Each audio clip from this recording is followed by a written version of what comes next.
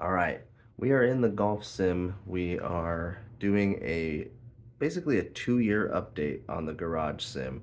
Things that have worked, things that have changed, things like that. Also things I'm planning on doing, plan on getting in the future. So we'll start off with the cage and screen. This is about as rudimentary as it gets. If we look at, most of it is PVC and zip ties. Okay, PVC zip ties. The top bar is a closet dowel that you have to sand the ends of a little bit, and then they'll fit in the PVC joints. And then that's just foam insulation, and that just helps if I hit like certain pitching wedge shots or right at that angle to make contact with that. Now what you could do is you could take like bungee cables and grab the net on that seam right there, attach them to the ceiling in the corner and make like a fake back corner. I've thought about doing that as well, but this makes the cage really rigid and helps with deflection a lot. So maybe in the future that could be something that happens. There's also a closet dowel on the shank side, and then I started picking off the bottom one eventually, so it is now a closet dowel as well. Um, those are like 12 bucks at Lowe's. You can find them. The rest of it is PVC. There's 3 different nets. There's one here on the side, which was Amazon, just bought. It's just tied wherever I can, and it's separating me from my tools and stuff on the other side. There's one that comes out a little bit for lob wedges, and it makes it just over the back edge. And then there's one more that goes the rest of the back edge and comes about out to there. Most of those were from Amazon. They are 50 bucks, I think, for 10 by 10 with I think these are just 1/4 inch squares. Let's see, what else? Moving on to the mat. This mat's from eBay. It was, I think it was 75 bucks when I got it. The whole PVC cage, by the way, even with the closet dowel, is about 60 bucks. So you end up doing like 160 bucks for nets and for the materials. And then I bought an impact screen later. I was just using blankets and stuff like that. And that's really good. It doesn't deflect much. I've never hit the garage door behind it. This thing was eBay. It's a used Country Club Elite from someone's driving range, I think. And it's held up great. I just kind of rotate it every once in a while and stick it back down. It's on the floor with sticky Velcro. So in case you were wondering, what else we got? We got some acoustic panels. Every once in a while I put one up to try and keep the noise down. That seems to help.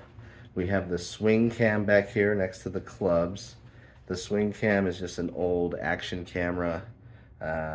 It has HDMI out in real time though, and that's why I use it, because I just run an HDMI cable over to the computing station over here, which we'll get to in a second. The Garmin sits on a relatively same height piece of turf. It's back about 6-7 feet, and there's a few cables that run over. We have the projector up here. It's an Epson. We got a TV that kind of swivels around for the whole garage. We got the heater. That's kind of a new addition for this winter. It was so cold. And then we got the club collection over here, a couple bags. Okay, so that's everything in here. Let's talk about the PCs for a second. The PCs, one's running Garmin, one's running GS Pro solely. So this one, all it does is run GS Pro, and it's mirrored to the projector. So we get this screen and this screen are always the same. That way I can look at this one and move it around, and I know my projector is going to be the same. What I've done is taken one of the other available ports on the graphics card, and I've run it out of that computer into this one.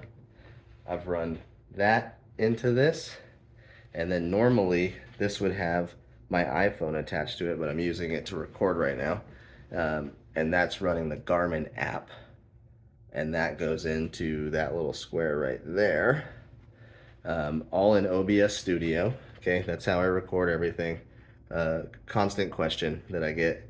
Everything's in OBS. We've got logos and everything preloaded, and then we just turn on the camera and the iPhone and launch GS Pro, and it all starts going. The other thing we can do is show how the Garmin launches. So if we go here, hard to use a mouse. When you bring up the GS Pro launch screen and you want to run a Garmin R10, then you need to have a piece of software called GS Pro R10 Connect, okay? And if we run that, it's going to bring up a window that has your R10 connection and your GS Pro connection, okay? When both of those turn green, then that's what does the connection between your GS Pro software and your iPhone and the GS Pro software to get all the data. So that's basically it. I would say what I would recommend the most, my best purchase has been this impact screen. It doesn't have any dents in it. It looks great. It was $100 on Amazon, and I bought it on Black Friday for like a cheaper amount. I am gonna paint. I like that idea. I might paint some stuff green in here, maybe this whole wall or whatever. I think I want one more camera. I've been kind of putting my phone up here and getting a face-on view, but it might be nice to have a permanent one of those. And then someday, like a different launch monitor to test and use, different program besides GS Pro, although I love GS Pro. I can't recommend it enough. If you have any other questions, I'll get to it in a future video or comment below, and I'll try and answer. That's it for now, and hopefully you enjoyed the 2023 version of the garage simulator setup, and we will see you in the next video with some rounds like you're used to, and peace. We'll see you then.